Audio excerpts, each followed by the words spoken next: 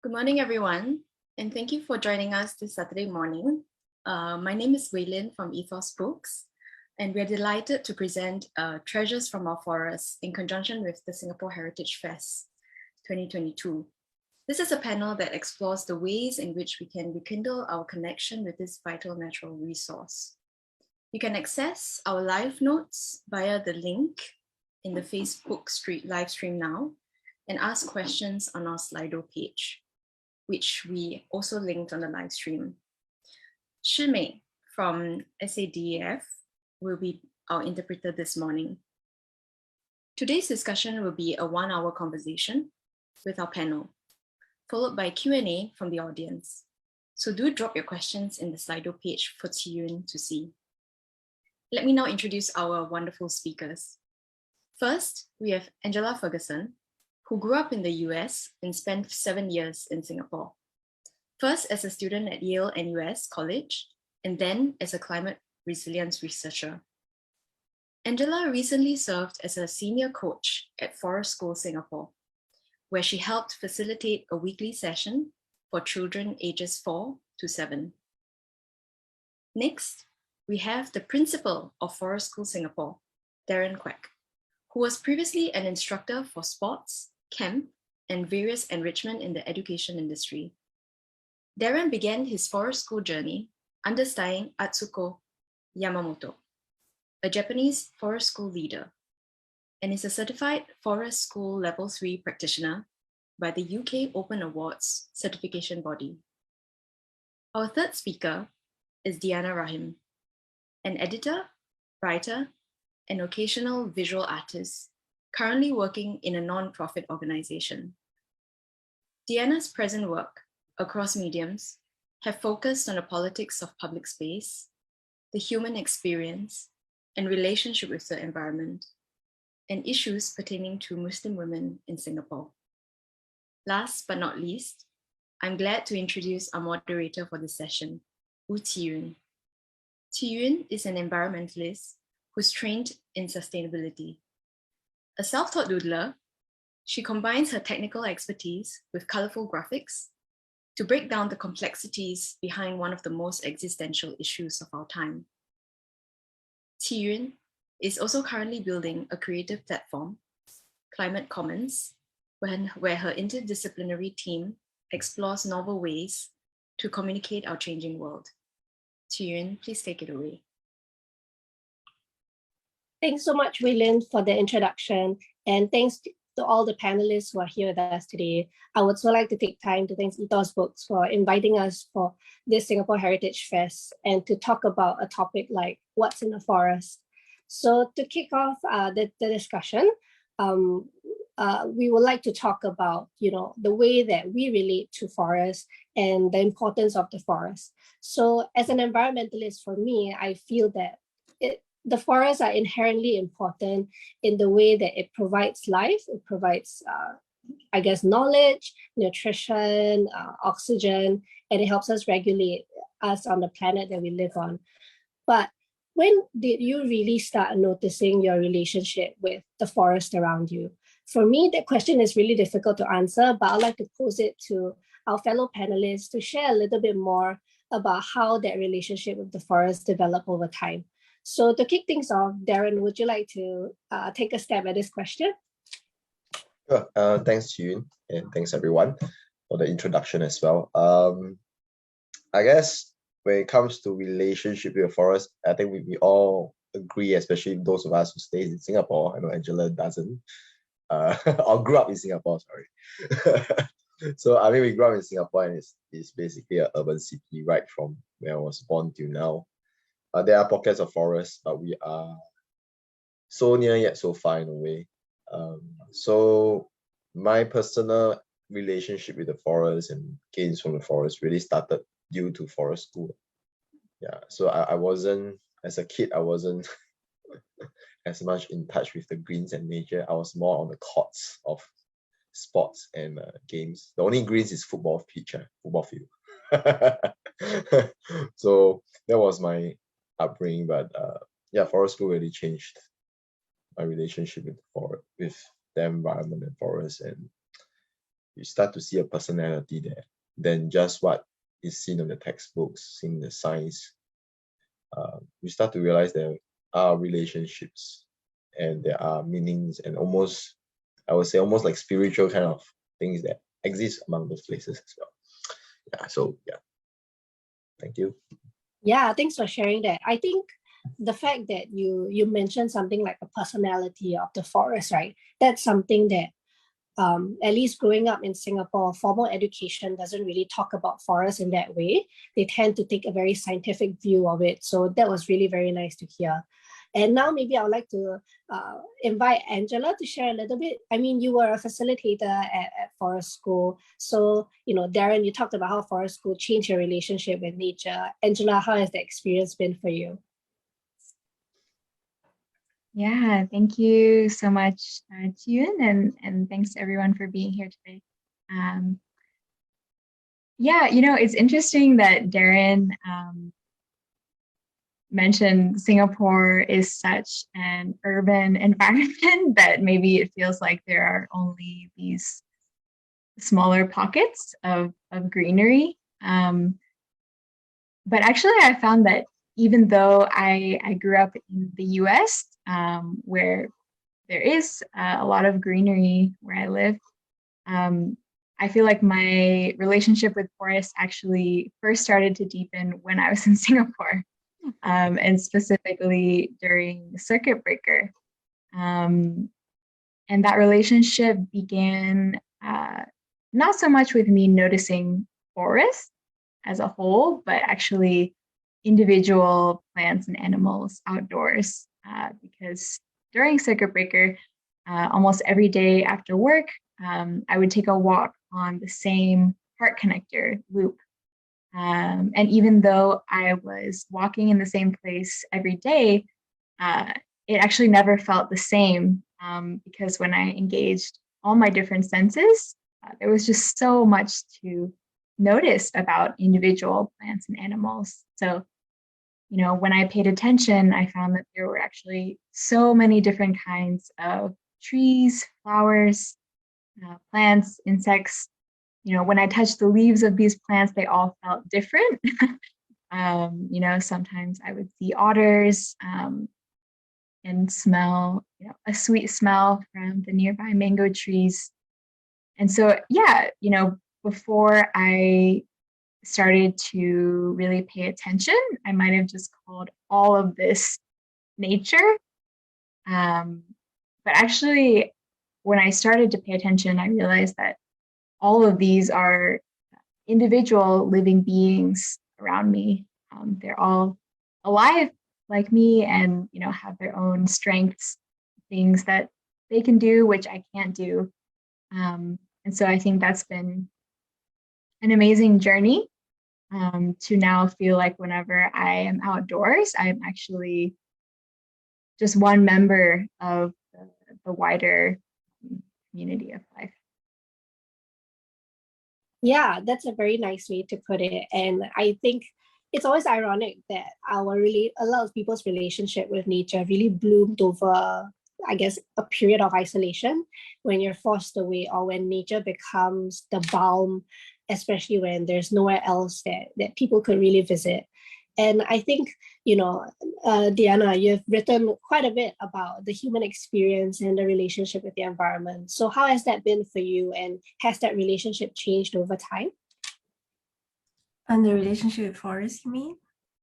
Yes. Okay. Yeah. So, I mean, someone growing up in Singapore, I think anybody living in the tropics, anyone living here or in Southeast Asia in general, the forest is very much integral, to what we see around us. But not just that, but also in terms of our own identity, culture, and it's reflected in the stories. So when I was young, I was really terrified of the forest because there were so many stories that were told to me about like how they're, you shouldn't just go inside unaccompanied or without asking for permission, because then you could be beset by any kind of like, I know, negative spirits and stuff like that.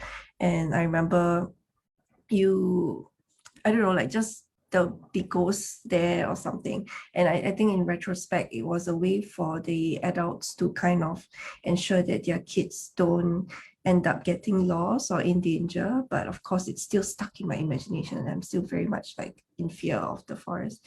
And actually, you know, when Darren was saying something earlier, I can't remember, but you know, you mentioned about urban city, I realized these stories aren't really part of what we hear anymore, which is quite sad. Why? Because it's not as integral to us anymore, the forest, and we're being given a very different kind of narrative, and we have lost a lot of the forest in Singapore. So I think that's why that, you know, that chain of transmission of stories where the forest is the main character is now kind of like lost. But in terms of how my relationship has changed, let me get back to the topic. So I was afraid of it when I was young, but I think as I got older, you know, in my head, in my mind, I'm also thinking, okay, it's very fearsome, but I also know that it is an incredibly important part of the ecosystem, extremely important. It sustains us, you know. And I try to learn a little bit more about it. But I always think that for me, I mean, unlike our two other guests, I'm not as knowledgeable in terms of like specifics or like, you know, scientifically and stuff. I'm very much just a normal person experiencing the environment. So that fear kind of is still there. Yeah. Yeah, that's a really good thing to bring up, you know, and I think that very nicely leads us to our next question about how the forest is really a space that can inspire both fear and wonder. And I have a funny anecdote where I met someone who does forest bathing growing up and was offering forest bathing, I guess, experiences in Singapore. And she told me that when she started to bring, you know, like all these CBD folks or very businessy folks to the forest to forest bathe, a lot of them were very reluctant to remove their shoes, to touch the soil, to touch the bark. And I think when she told me that, it was a lot of stories about how us city dwellers are just so far removed from what the real forest looks like that we fear all these things. And to us, the wonderful part of the forest are perhaps air-conditioned, very manicured gardens and things like that. So, you know, the question I'd like to ask is, how do you think Singaporeans then, as city dwellers, can understand or build meaningful connections with the natural world to sort of reconcile this disconnect? Like maybe Darren, you want to start first? I think we get this question a lot across the board over the past 6 years that we're doing. But I would like to assure Diana first that myself and Angela, we are also not exactly scientists per se. And people always ask me, do you know you teach the kids the plants and the animals? I say, no, I don't. Like they are so wide ranging and varied that sometimes we don't know as well. But I think the process of learning with nature, learning together with nature is more important than the results of that learning. So yeah, so I mean, your stories of fear, your stories from your backgrounds were as meaningful, as impactful as part of the ecosystem as well. And I think that's what I learned over the years. So when it comes to really getting Singaporeans to reconnect or to look at these things, I think it's not very far actually. I remember a agriculturalist professor in Malaysia who shared with me like how to get people to actually connect back with nature. And if I were to think on Singapore context, I think the most basic and Singapore people's passion right now, food is the simplest way. We're not saying just gardening, weeding, and then doing the whole manicure process before you get the food. Of course, you can do that. But really realizing that there are so much more on the roadside that offers. I always remember this particular plant by the roadside is very common. Everyone can see it almost everywhere, this particular pepper plant. And it's grown everywhere on the ground. And when you realize, hey, that thing can eat it. I think the aunties last time will bring back and cook that with fishes. The Peranakan use that to cook with fishes.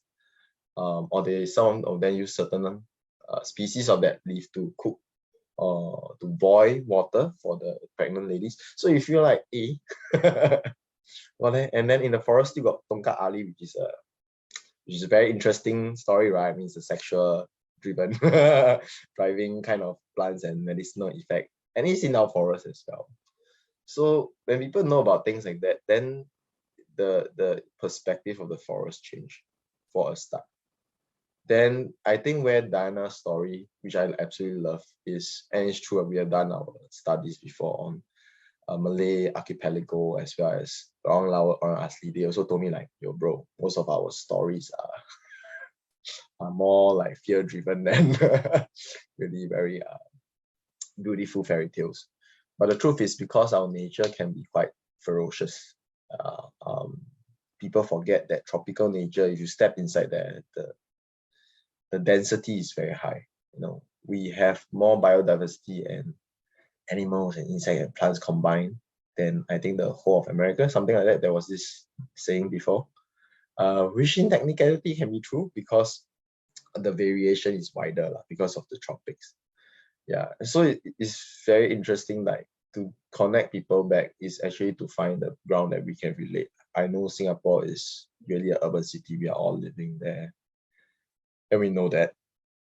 But really finding that sweet spot will be more important than trying to force what everybody else in the other world is doing. But it's actually finding our own sweet spot. So I think that really, food, I think, is the spot to start.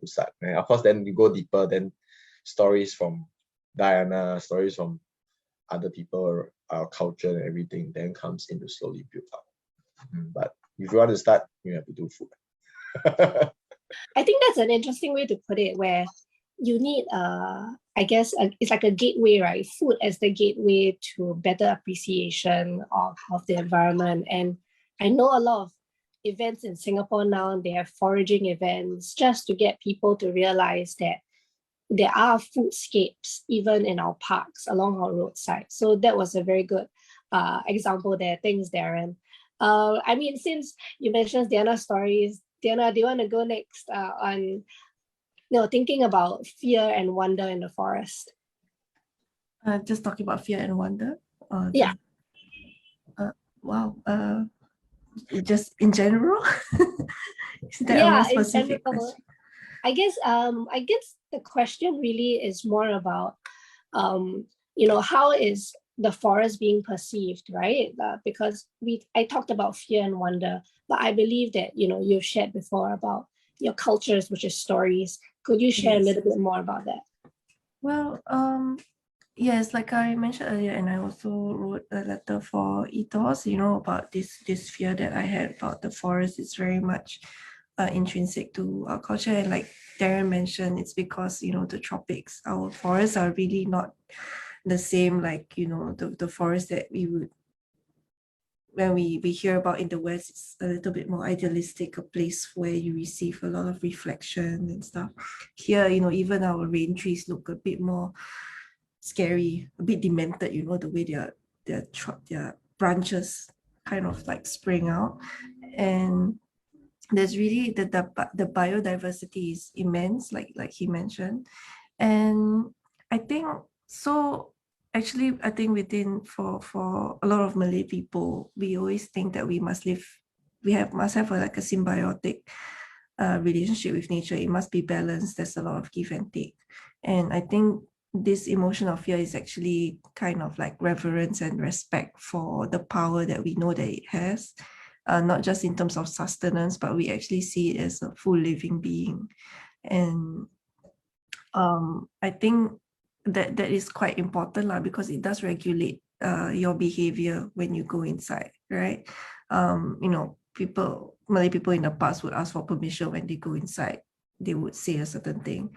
And then even when I went for, let's say, these trips school trips, secondary school trips, go to forest anywhere, people would behave in a certain way because you don't want to anger any spirits inside. But it regulates your behaviors in such a way that respecting the surroundings becomes very automatic. But it's not a severance, you see. Like today, people don't have a relationship with nature, like you were mentioning earlier, because we completely kind of severed the interaction that we have with nature and the forest, right? We just see it as like, okay, we should leave it alone.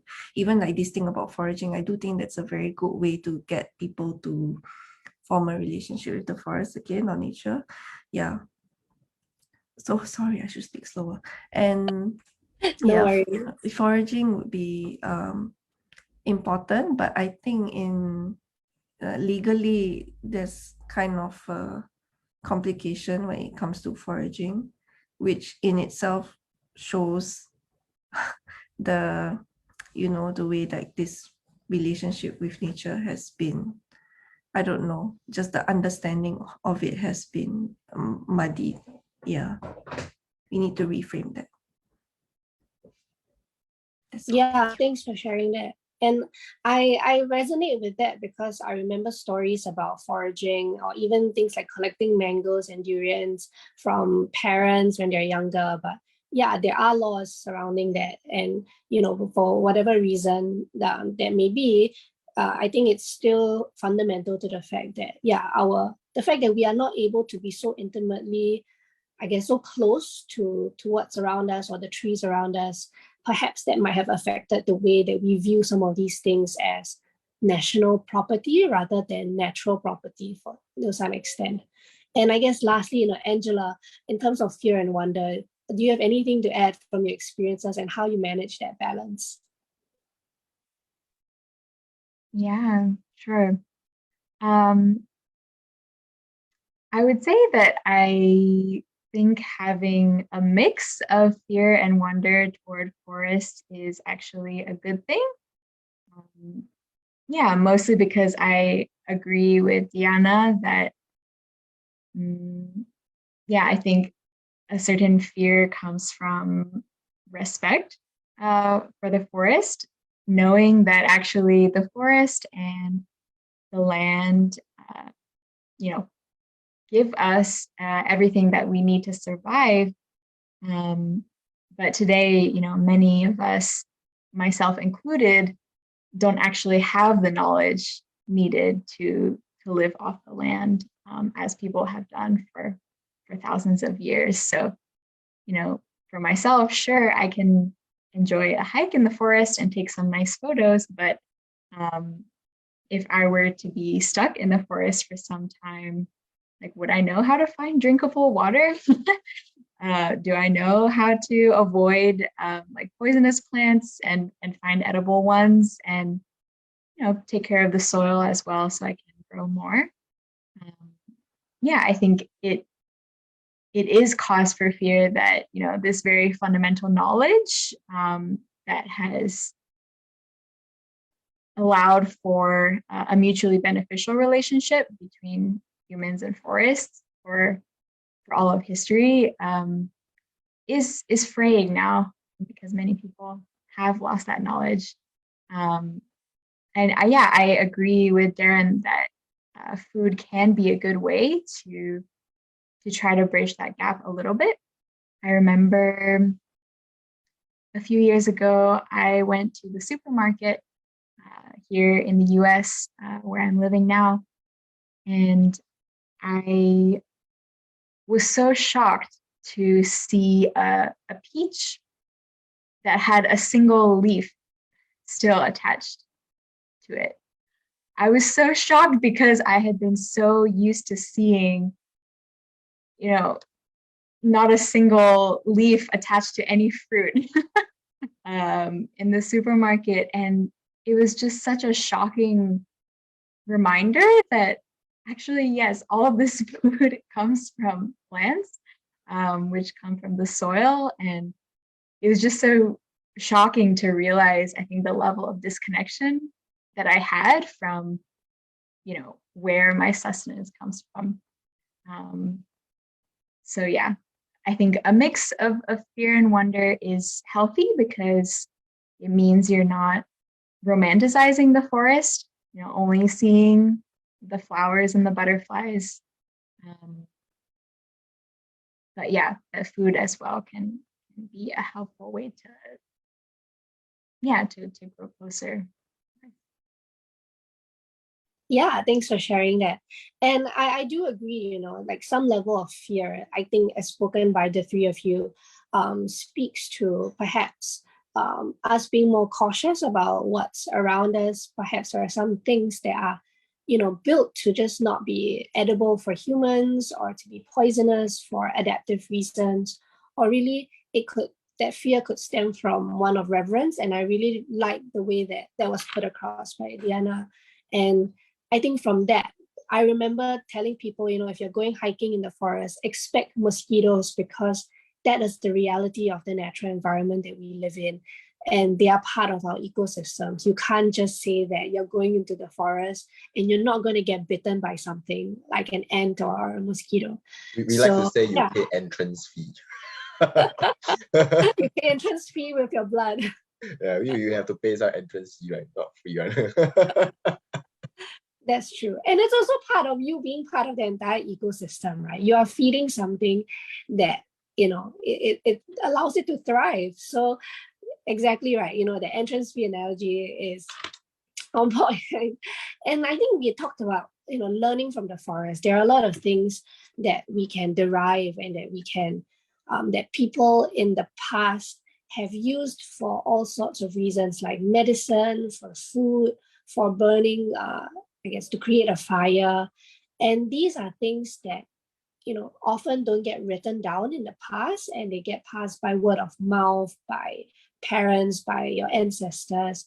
So I would like to pose the question of, what does nature as a classroom look like? And what does that mean to you? So in this question, I want to break it down into that as the first part. But the second part that I want to go into is, how does nature as a classroom differ from what we understand as conventional education? So Darren, maybe you can kick us off with how you started forest school and what does nature as a classroom look like?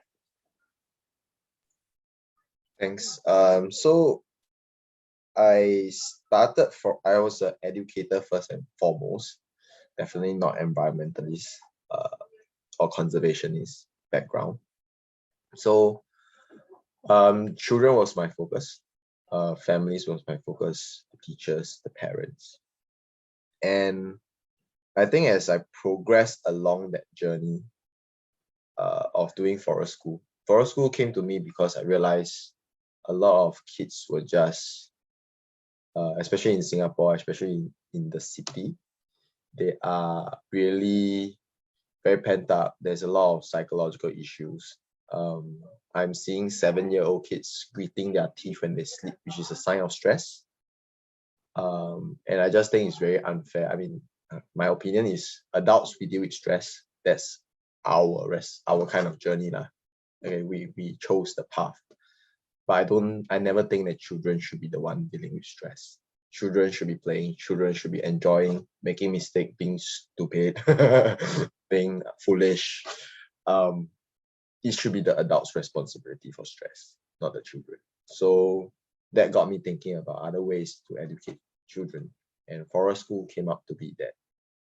To me, I think, I wouldn't say it's the perfect way, but it is the best way that I found that could really include every single human beings and their needs, their nuances. Because when people say nature in the class or nature classroom, they must remember that when they say that, that means the trees, the insects, the mosquitoes, everything that are comfortable and uncomfortable are the teachers for that session. So when we go to forest or we go to nature and have nature as the teacher, fear is there, which is why kids are actually safer in the forest than out there in the playground. Truth to be told, we have more injuries at the playground than at the forest. Because there's fear. If there is no fear, we are concerned. if our kids or our participant have no fear, then we will fear because we will realize that the person is not paying attention and respecting the environment. So fear is a way, yes. And also, I guess there is a sense of wonder that mixed with the fear, which Angela mentions in the nature classroom. We always like to say this, like, over time I've learned fear keeps us alive.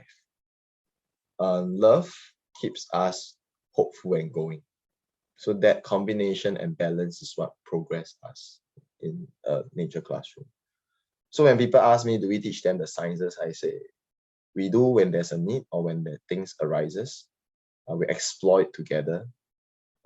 Teaching will probably not be the word to use in a forest school. It will actually be a journey than a teaching in a nature classroom. So I guess that's a very briefly sum up. I mean, more further details, you can attend a 1-hour training. No, I mean, you can come to us for further discussion. I would like to let the rest of them share as well. Thank you. Yeah, thanks so much, Darren. Yeah, then I guess always a good time to go to Angela now. Now, as a facilitator, I'm curious as to how you see, I guess, self-directed learning from nature or nature as a classroom, because you yourself has also been, I guess, a part of the Singapore education system while you were here at Yale-NUS, though maybe not so conventional. But so how has nature as a classroom changed your perspective on education in general? Yeah, that's a great question. Thanks, Qiyun.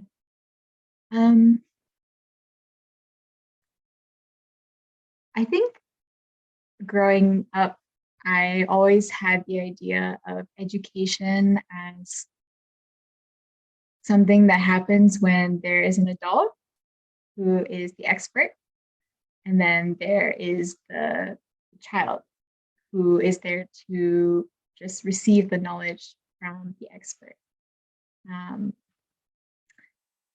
And so with that comes a big power dynamic, actually, because it almost doesn't give space for the student to take charge of their own learning, to build on the knowledge that they already have, and to go deeper into the things that interest them rather than, excuse me, rather than basically having to memorize information that an adult is telling them. This is important, so download this information into your brain. Yeah, and I think, I mean, there are pros and cons to any educational model. But I think one big benefit that I've seen from the forest school model is that the children feel respected and empowered in that space. And I can give an example. So in a forest school session, as a facilitator, they would address me as Coach Angela. So I'm not Teacher Angela. I'm not there to teach them. But my role is to be a coach and hold the space for them so that they can explore, their own relationship with the environment, their own relationship with the other children in the session. And through all these experiences, actually, explore who they are. What is their relationship with themselves? And so in the session, we don't tell the children what to do. Actually, the whole idea is that the children as a group have to come to a consensus decision about where they want to go in the forest each time that we meet. And so that's a whole deliberative process. And then once we arrive at the destination they've chosen, it's totally up to them what they do during that time in the session. And yeah, so I've just seen children, I think, really, really flourish and find their own niche when they're given the space to just do what calls them. I've seen some children really gravitate toward the arts, like artistic expression, singing, dancing. I've seen other children gravitate toward, more like group leadership roles. No adult told them to take charge. No adult told them, I think you should organize a game. But yeah, with the space and the freedom to do whatever they want, they can try out, I guess, these different parts of themselves, see what they like, see what they don't like. Yeah, and so on the whole, I think what I love about the forest school approach is that it's a very gentle kind of education. Nothing is forced. And the forest provides like so much diversity and constant change as well from week to week. And so, yeah, people of any age, actually, not just children, can really explore whatever interests them and feels relevant to their own life. Yeah, thanks so much for sharing your experiences as a facilitator. I think I really like the reframing of facilitators as coaches rather than as teachers. And I mean, that speaks to nature being the ultimate teacher in that setting. And I think when I talk about nature being the teacher or being a repository of a lot of knowledge, Diana, I know you as a very reflective person, and I followed a lot of your work. And I'm just curious how much of your writing and of your work is inspired or taught by the natural environment or anything surrounding that. Could you share a little bit more about that? I don't think it's like that nature. How do I say this? I mean, it's not like it's like a direct line kind of knowledge. So I don't think I can say anything like that. But I would say that, for example, certain things that I've written, like an essay on like a psychogeographical essay on the tree fields in my immediate neighborhood. Of course, that one very much, because of the nature of the writing, psychogeography is like you really, it's about like the individual experience of your environment. And so I would say that it really kind of teaches you to slow down and to be attentive to whatever rhythm that space that you're looking at, whether it's a forest or a field. What kind of rhythms do they have, and to actually not try to impose so much, which I think today a lot of artists, that the instinct is very automatic to kind of like impose your own ideas or framework onto it.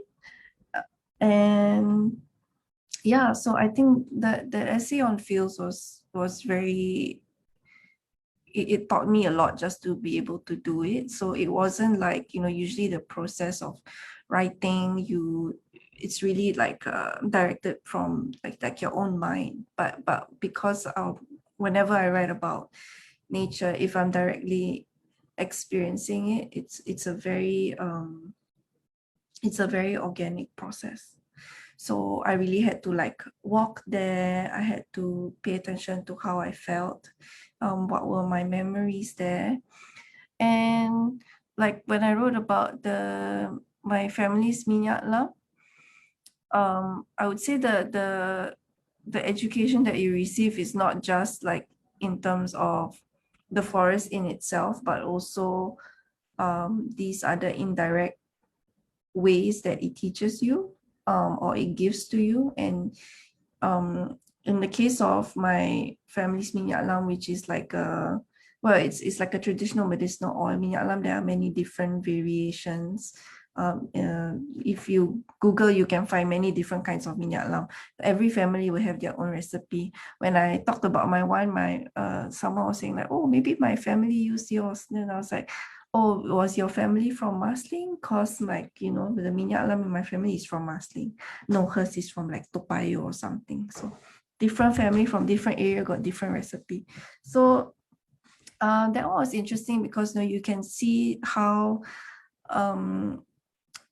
the nature has provided this background against which your family has created something. It allowed you this gift, and then it provided you this memory that has gone on for so many generations. So I don't know if I answered your question, but that's what I thought of. Yeah, you did. Thank you so much. Yeah. I think from what you talked about, I'm now thinking about the larger picture of narratives, right? The kind of narratives that we know about our forests, or the kind of narratives that have been used for us to think about our forests. So it's no surprise that in Singapore, forests are often spaces of contention when it comes to our national agenda for development, for conservation, for recreational use, and just so many different competing uses because of how small we are. And sometimes nature is seen as these outside spaces, outside of city centers, of residential homes. So to me, the bigger question is always, how do we navigate the idea of forests in our national consciousness, and what are the narratives around it, and have they been helpful? And perhaps that I know, Diana, you just went first, but I went last, but I'm wondering whether you want to talk about some of these narratives about forests that you've heard, or you want to argue against. Okay, well, I mean, like in Singapore, like the kind of understanding we have of the forest is very clinical, very manicured, right? And I think also very how do I say? It always has to give something back to us, we will cut down like this whole woodland, or this whole swath of forest, and then build up something all made of wood, and then say, oh, we made this eco-friendly thing, which is like happening in Sembawang right now. We have lost so much forest. It's extremely upsetting, actually. When Kobuwan go door knocking, I actually talked to him about it. And then they're building up something, some communal hub, and it's all made of wood, and it's supposed to be eco-friendly or whatever. I'm getting ready. When it's ready, I'm going to make so much noise. But in terms to your question, I would say that we can even think of foregoing this frame of nationalism altogether, because it's very diminutive. It is in itself a very violent framework that wants to impose a certain ideology, certain narratives, borders. And for a very long time, when we think of our forests in this region, we don't think of it in terms of like in nationalist terms, because in the first place, Singapore is a very young nation, right? So it's like this piece of land that we are on, it's like, it's part of like the larger Nusantara. The biodiversity here cannot be understood independently or in isolation from the biodiversity that's available in the rest of our region. And we need to see and learn about our forests, not just like in a personal individual way, but also to actually learn the history, what cultures who have interacted with it have said about it. And let's see what I wrote here.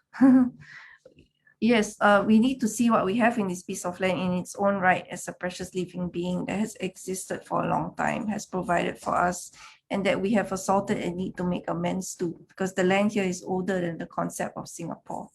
and we ourselves are part of the larger Nusantara and its rich biodiversity. So it's like we need to learn. So it's not just learning to look at the forest outside of the nationalist frame, but also we ourselves need to be able to look at ourselves as individuals outside of this nationalistic framing, right? Because the whole problem is that the narratives that we have of the forest right now, it's very much produced by people who have very specific national narratives. I mean, those in those in power lah. Yeah. So if we can see the forest as just, you know, what it is, learning it on its own terms, then I think that'll be much better. Yeah. Yeah, I love what you just said, and I totally agree, because even, I mean, my background here, as one of our, I guess, listeners actually mentioned on Instagram, if you can recognize that this is Clementi Forest and all the big hoo-ha around Clementi Forest, I remember when that whole thing happened, in my head, it was just, why was the conversation always about, oh, we need to give this up for development, or it's like an either or. There is no in between, there are no gray areas.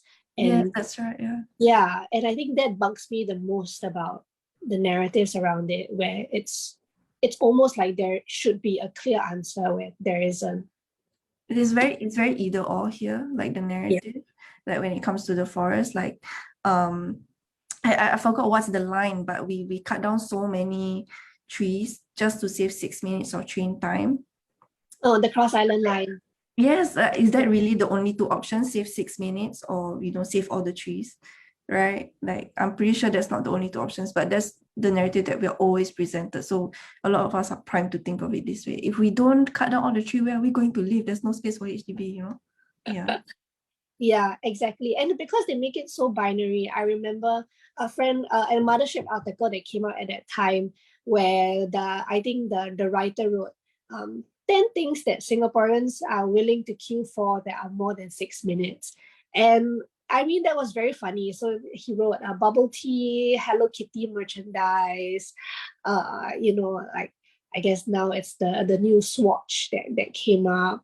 And I mean, that was funny, but it made me think about what 6 minutes really meant, because before that, based on the newspaper narratives, it feels as though this 6 minutes meant a lot, when actually it's not that big of a deal if you really think about that.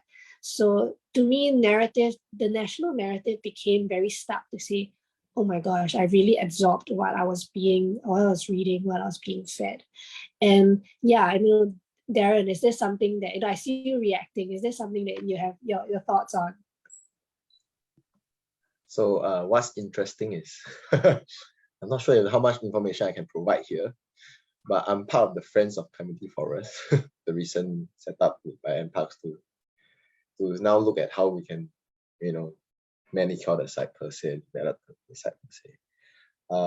And the Cross Island Line issue, I actually joined in conferences with NUS legal societies, and they were in talks about how to legally stop the government from actually going through the land using Tree and Park Acts, but there were so many really fine prints and things, and how the ministers, prime ministers, and commissioners can supersede the whole legal system even. So in a lot, I think and last week I just had many meetings with all these things now. Okay, if I be frank here, I think the public also know I don't need to mince my word. All this politics, sometimes half of it is nonsense and bullshit. So, but what y'all mentioned about this binary, and I think I like to go deeper than that, which is, I think we see in Singapore, I think even in the world now, with capitalism, with the way we see economy, everything is very linear. And if we could see it more in terms of spherical moment, more in terms of how things coexist, interact, affect each other. The rock affect us as much as we affect the rock. We affect everything, even the laptop we're looking at. People say that all machines and robots are, like fix and block. But the truth is no, our laptop jam on us randomly out of nowhere. So they are also as much a natural item after a while, as much as everything in nature. So that whole interconnectedness, I think my forest school sensei said it best. When we are able to see that we are one with everything, we are empowered as much as we are humbled by it. So that process then goes to, and I love Diana's statement on scrape that nationalism nonsense. We are connected together as a whole ecosystem regionally, almost globally as well after a while. I mean, why are we talking about these stupid borders that that when the colonies was rampant around the world, they drew up all these lines and caused many of the conflict after that, right? So I think understanding the geography of our land, understanding the geography of our neighboring lands. We have a forest school in Medan, Indonesia as well, and we are very close in contact with Malaysia. So going there, I really love the whole experience, because like in Malaysia, you go into the forest, you are like, got tiger or not? You say, don't worry, no tiger, got Black Panther here. I'm like, huh, Black Panther, then how?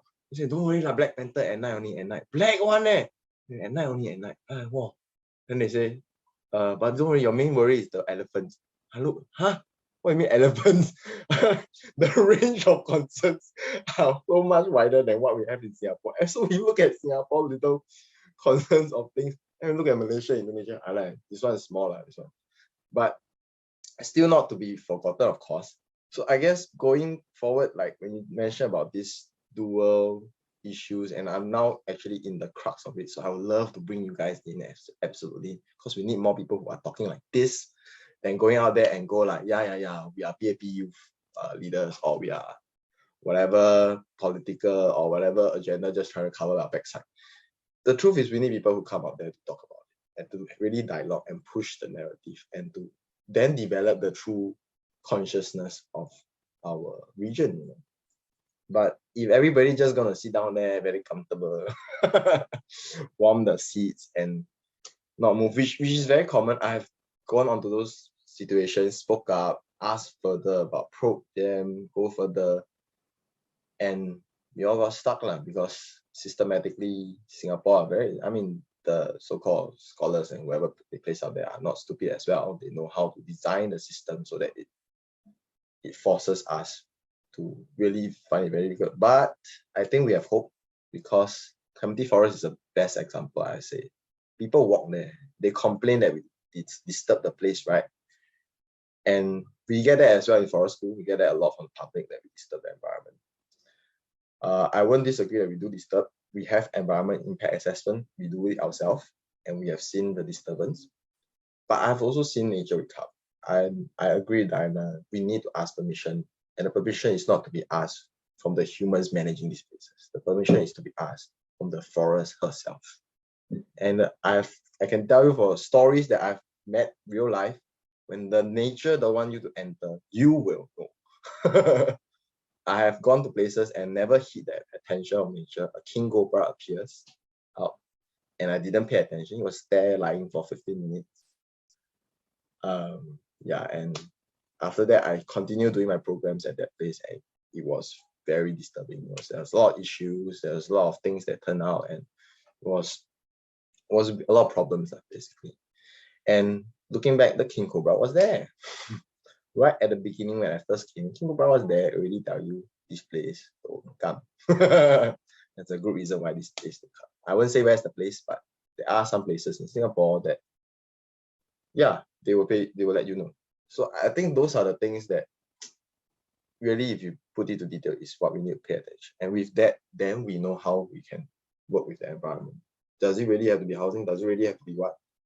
Ask the person you're going to go have to interact with, ask the environment you're going to do something with, then trying to use our limited scientific knowledge to go and understand it. That's really quite, I guess, blunt here. Sorry. I really like what you said about asking permission from the forest, right? And that, when you mention about the king cobra, or even just instances where nature really already tells you that they don't want you coming in, it reminds me that the forest is ultimately alive. It's not static, it's dynamic, and we need to respect the dynamism of the entire ecosystem. And Angela, you've been a researcher, you are an activist, you're an educator. How have you navigated some of these narratives about the forest?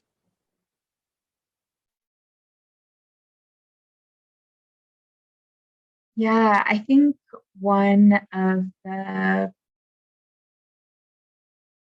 most macro narratives that I come across about forests, not just in Singapore, but here in the US as well, is the idea that humans are separate from nature and above nature. And so what this looks like is that in conversation, it will be clear that some people see the plants and animals in a forest as basically inanimate objects. So objects that you would refer to as it, like, oh, the tree, it looks like this, or the animal, it did this, rather than talking about them as living beings. We would never refer to another human using it. That would be extremely insulting. But yeah, we do that for our kin in the natural world. And so I think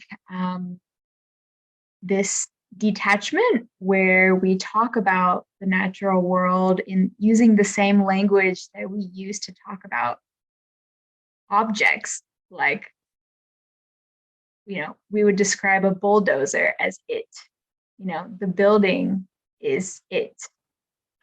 But we use this same language to talk about the natural world, which is very much alive. So I think this is maybe almost a macro narrative that kind of I think underpins a lot of the ongoing climate breakdown and also biodiversity collapse. Yeah, thanks for sharing that. And I think that is definitely important. And I also want to just pause here to say that we do have questions coming in. I think we're a little bit over cutting into our Q&A time. So I'm just going to intersperse it with some questions from the public and also some of our original questions. I know we have till about 11:55, but I think, as what Angela, you were saying, we do have a very good question here from, there are no names, so it's just anonymous.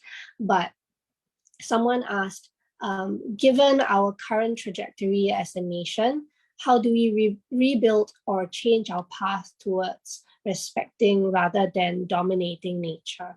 And the example that this person shared is about culling.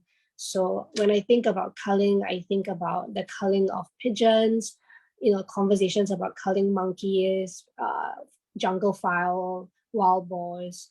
So how do we navigate the whole respecting versus dominating nature conversation, especially when, in Singapore, we do things like culling, right? Does anyone have thoughts on this question, on this topic? I think the brutal answer is we need the tigers back for culling issues. I've actually seen some of these processes questioned before the NParks and Town Council about these processes as well. Their reply, and ACRES as well. So their reply to me is they're changing the Town Council's behavior on culling of pigeons, which is good. But as all changes of people's behavior, it takes quite a period of time, and people's feeding and all that. But I would say the root of the issue is something that a lot of time they are not solving, and we are not, and a lot of us also are figuring out how to solve as well, which is a disconnect from nature lah. I think all the question here you read is the foundation is the disconnect, and how do we reconnect is that when we can find a reconnect, then it will resolve every single question that is put out there with regards to this almost like binary kind of issue of this or that, tick for that, tick for that. So because I found myself realizing it only because of nature, and spending time alone, especially with her, was fearful. Diana, don't worry, it was fearful. Alone with her was fearful. But like what Angela said also, but because it's the fearful also because you know you're not alone. And when you, so I went into a depression phase in my life, and you are basically alone everywhere you go, feeling that way. But when in nature and you don't feel that's just a different world altogether. And the fear of per se nature never existed in the depression world, in a sense. So the connection then suddenly opened up to another whole different realm. So I feel people are going through that mental disconnection, which is there for all the issues. And maybe nature is trying to help. And then after that, then build back to your whole life. But yeah, I feel that this culling is changing, at least policy-wise, it's moving. It is changing. But I've seen many of our bigger animals like the wild boars, and this repopulation, this manicured repopulation of the environment. So the wild boars are rampant at a certain period of times. There is just no animals that can eat wild boar in Singapore, except us. So if you, I wouldn't say culling is the way, but worst come to worst, radical idea I suggested before was we can have a festival every year that people actually do it, but do it properly together as a community so that we watch each other. It's not like I know that there are a lot of countries out there who does this community kind of hunting season. And actually hunting is not all bad. People understand what they eat. It's not just coming from the stupid factory farm that we don't know what went on, right? We actually have to slaughter, actually have to do the process and feel that kind of energy and essence that is required to consume our food, especially the animal as well. That whole process can be very, can realize a lot about ourselves and make us more connected as well, to know, yeah, okay, I know how to do this, but this is how it's done. And I think the Muslim have this practice in halal. Halal is not just cannot eat pork, it's actually the killing of the animal, how they kill it.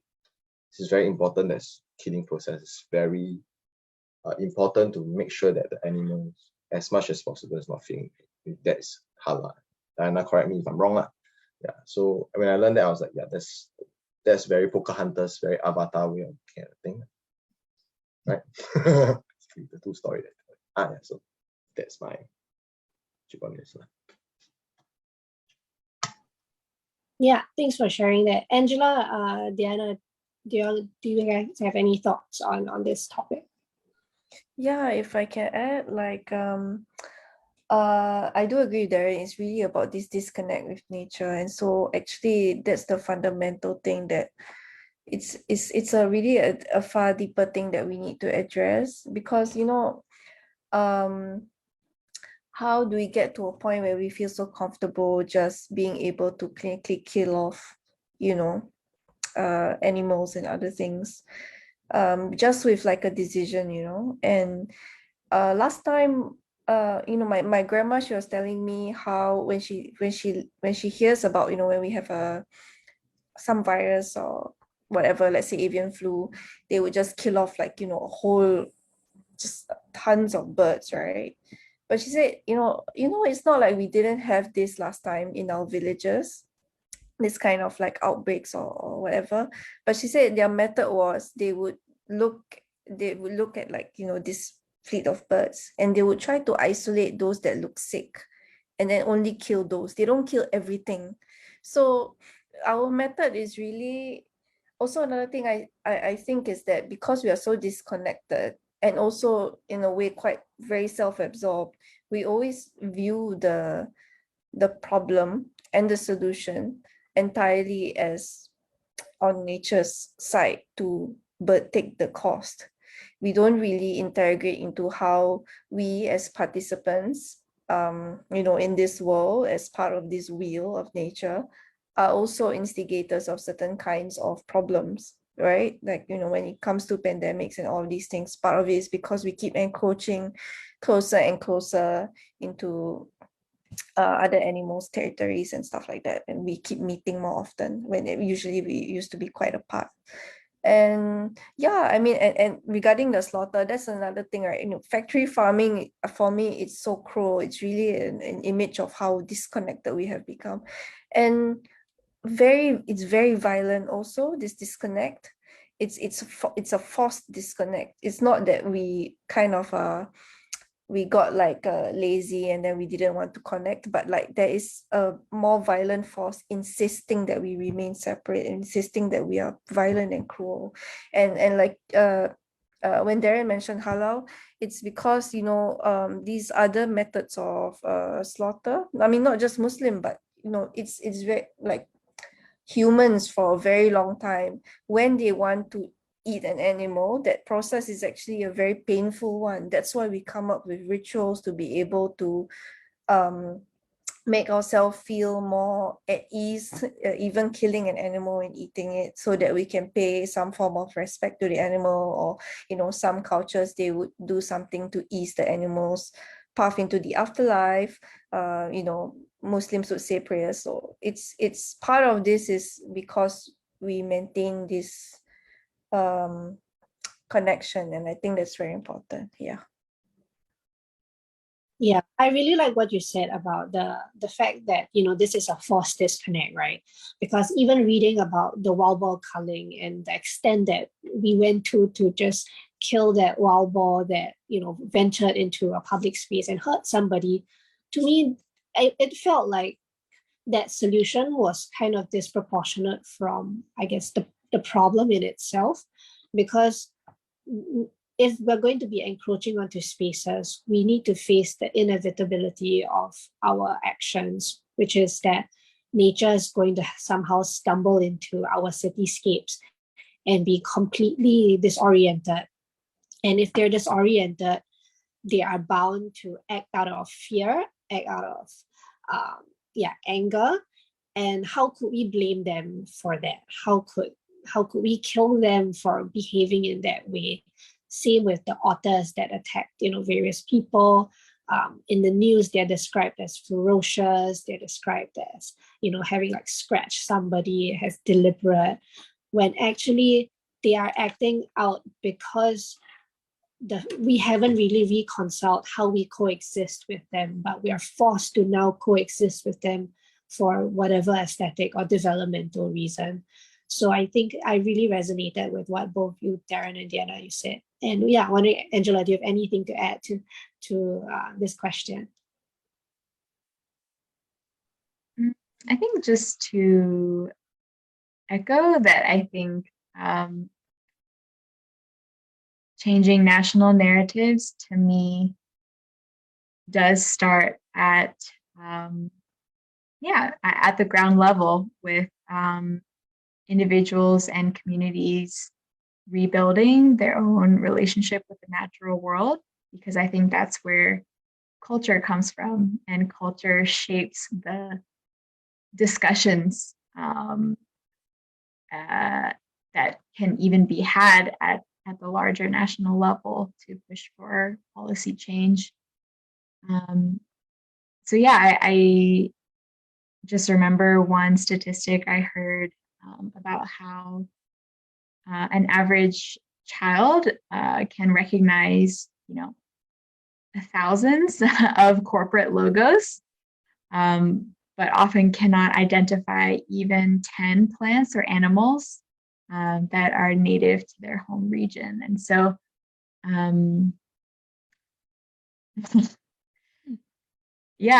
it just makes me wonder, like, how can we begin to have these large national conversations about forests when, like, we don't even know what we're talking about. We don't even know what is all around us, and how important these ecosystems are to our daily lives.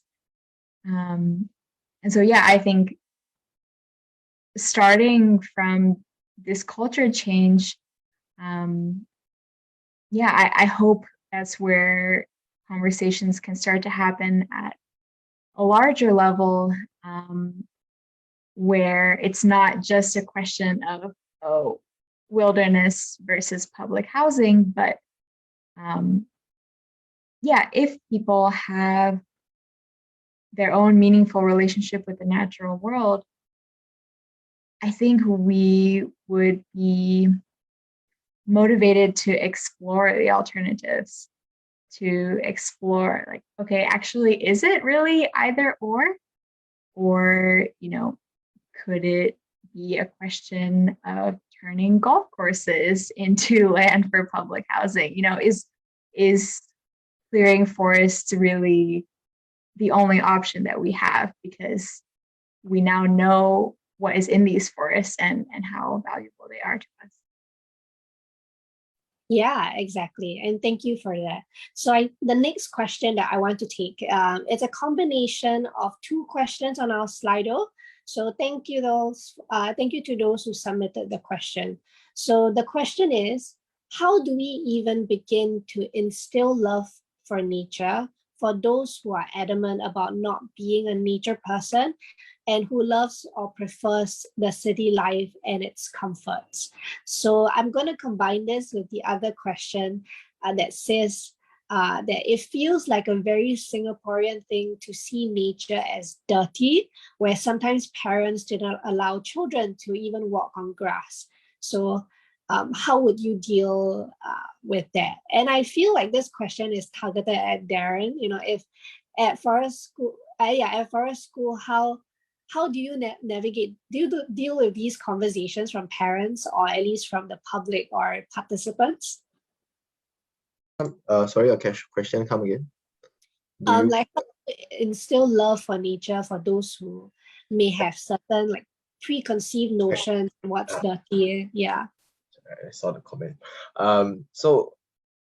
We have it best in, I think we have, not say best, okay, I would say best for Forest School, but in Forest School Singapore, we have this tagline: it takes a village to raise a child. It is a tagline that we, of course, picked up from the African proverb. I do not know where's the source of the proverb, but it's always being used, right?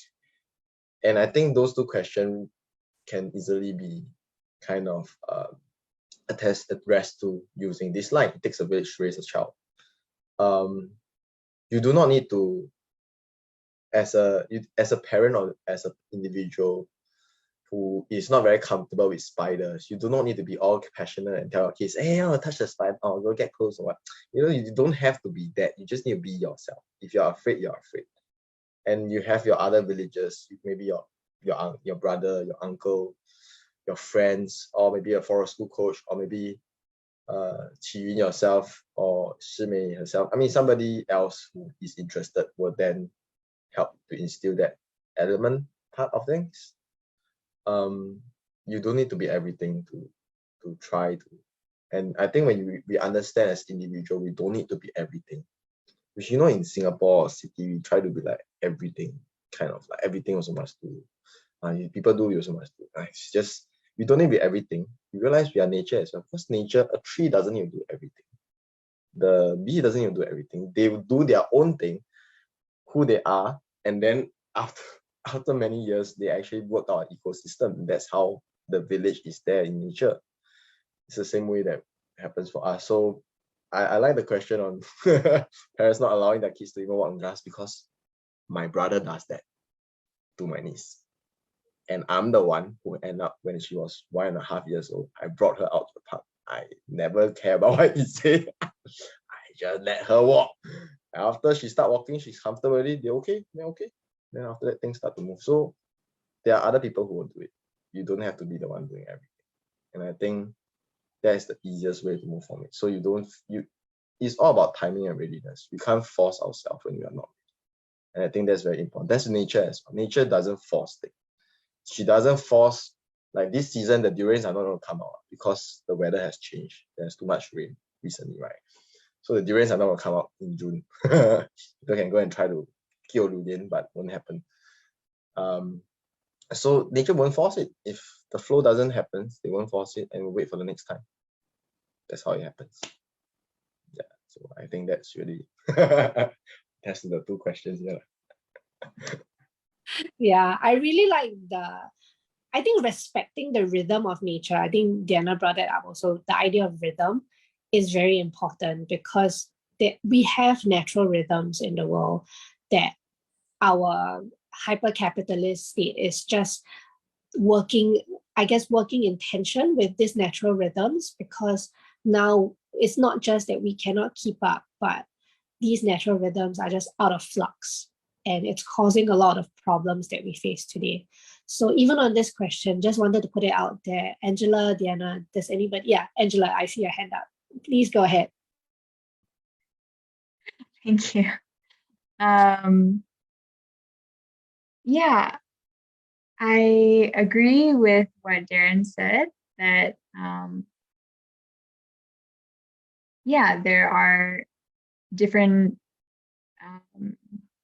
community members who can help you with wherever you are in your journey. I would also just say that, you know, whoever asked this question, I hope you or whoever you're thinking of doesn't feel like they have to go from 0 to 100. I think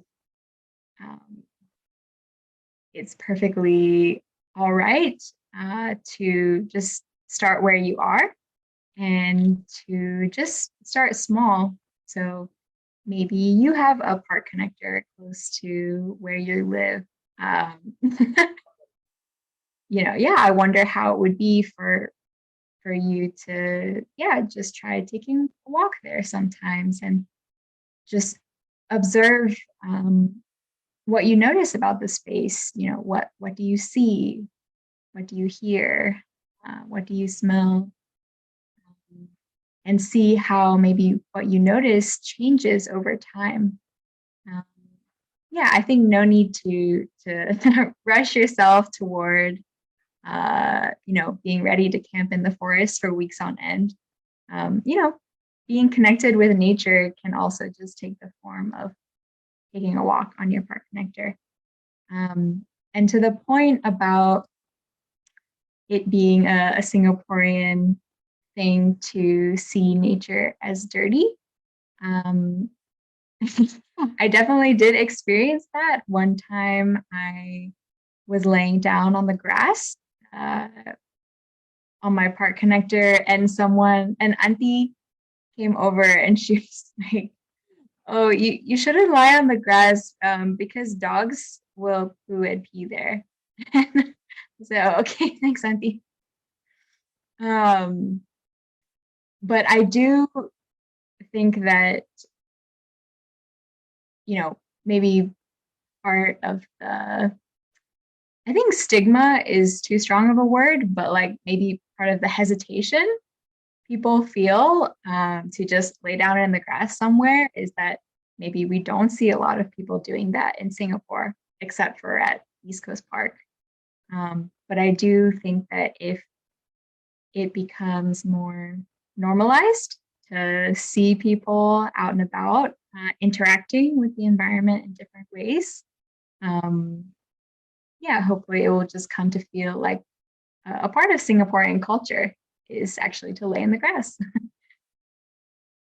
Yeah, and it almost feels like there are certain places where we can lie on the grass and other places not really, just based on what we think is cleaner than the other or acceptable. So some grass we lie, I think you know, from some grass we lie, gonna beaten by the ants and nobody business.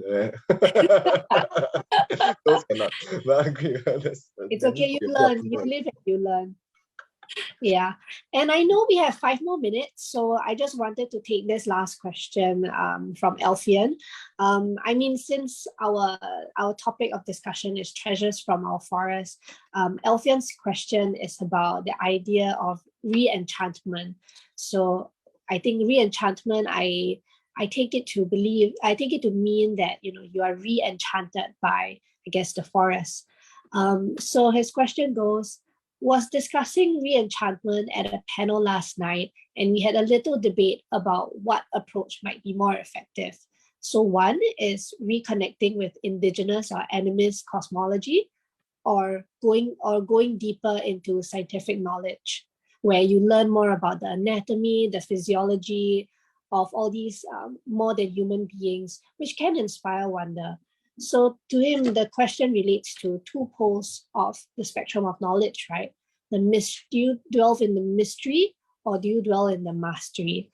So I see this as, whether you're reconnecting with an indigenous beliefs, stories, or I guess ways of life versus the more scientific ways of knowing nature, which one of this is more effective in enchanting a person or getting that person to be more enchanted with nature? This is a rather big topic, but I thought that we could end off with this. Does anyone have thoughts on which might be the most effective way?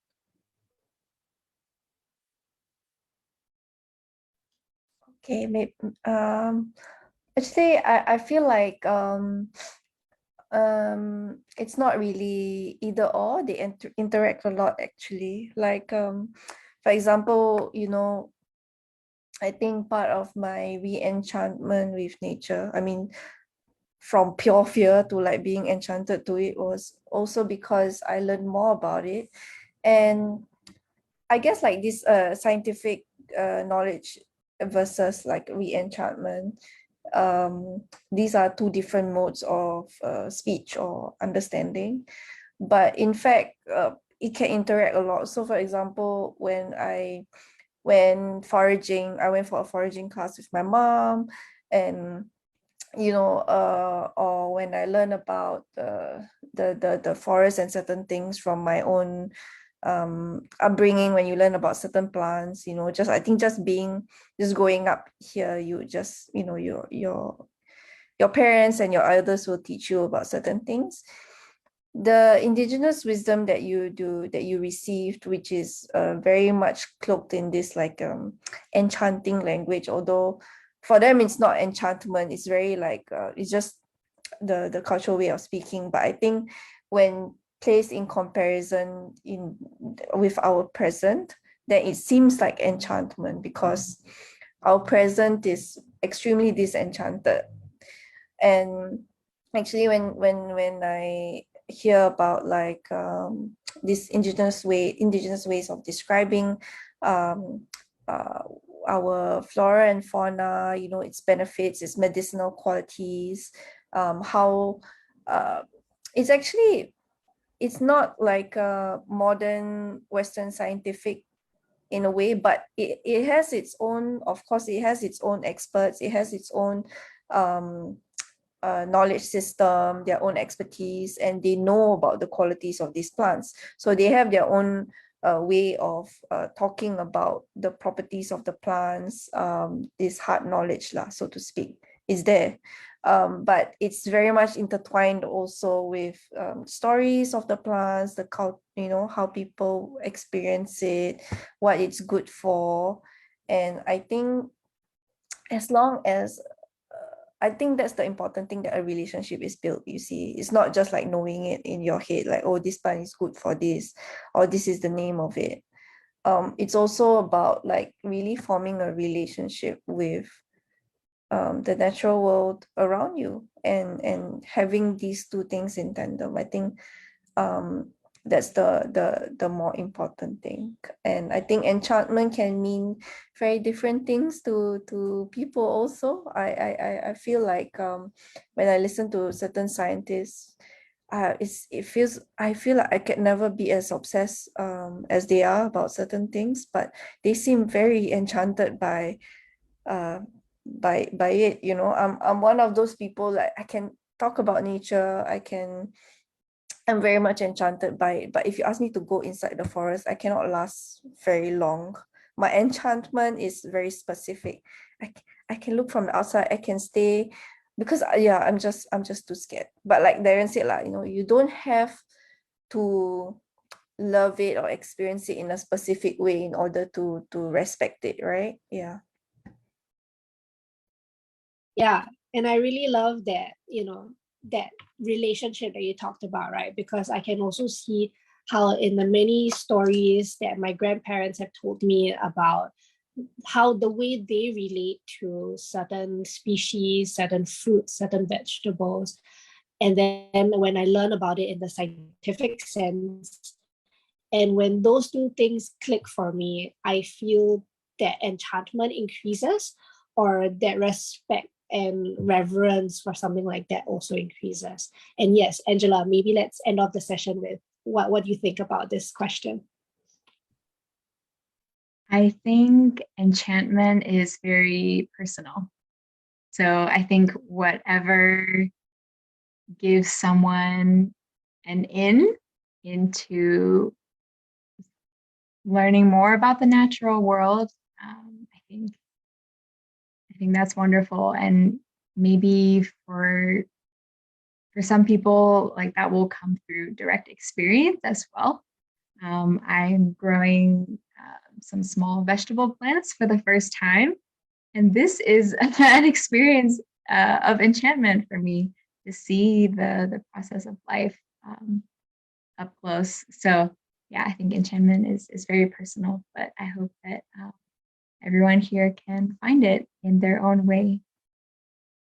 Yeah, thank you. And I think that, very nicely ends our session today. So I just want to say a big thank you to our panelists, Darren, Angela, and Diana, and our translator, Shumei, for being here with us today, and for all of you for listening and all the questions that you sent in. So thanks, Ethos. Wei Lin, I'll pass it back to you. Thank you very much to our speakers for such a lively and enriching conversation, and also to our viewers who asked really good questions. We hope that this panel has given you a bit of food for thought for how we consider our place within the natural world. So the caption recording for this talk, as well as the full transcript, will be made available on the Ethos website in good time. So to support our work and also learn more about Singapore's environmental history and alternative narratives, please check out our titles, Eating Chili Crab in the Anthropocene, which talks about everything from Tiger Beer and Changi Airport to the Forest School, as well as Making Kin, which is a collection of eco-feminist essays, where you can actually find Diana's essay, Minyak Lam, as well. So you can find a link to these publications and more in the chat. And Ethos will also be presenting another online panel with the Singapore Heritage Fest next Saturday, which is called Decolonizing Our Natural Heritage. So a very exciting panel as well. So we will place details of the talk in the comments, and feel free to join us. Have a very good Saturday, everyone.